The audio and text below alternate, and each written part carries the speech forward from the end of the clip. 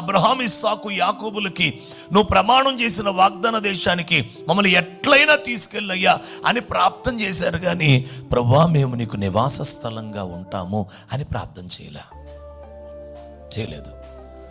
బయటకు వచ్చిన తర్వాత ఇక ప్రయాణమే అనుకున్నారు. కానీ ఎండగాస్తుంది కదా మేఘస్తంభం ప్రభువా అని మేఘస్తంభాన్ని కూడా మాకు ఇవ్వమని ప్రార్థన చేయలేదు.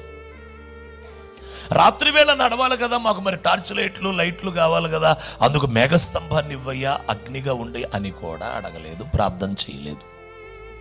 అసలు దేవుడు ప్రార్థించకుండానే వాగ్దాన దేశ ప్రయాణంలో చాలా ఇచ్చాడు.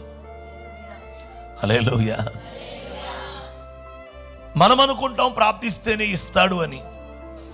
ఆయన వాక్యం చెప్తున్న సంగతి ఏమిటంటే మనకు అక్కరగా ఉన్నవేవో పరలోకపు తండ్రికి.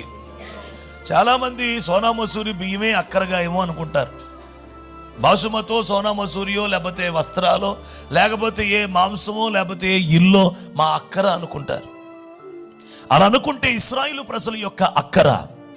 ప్రజల యొక్క అక్కర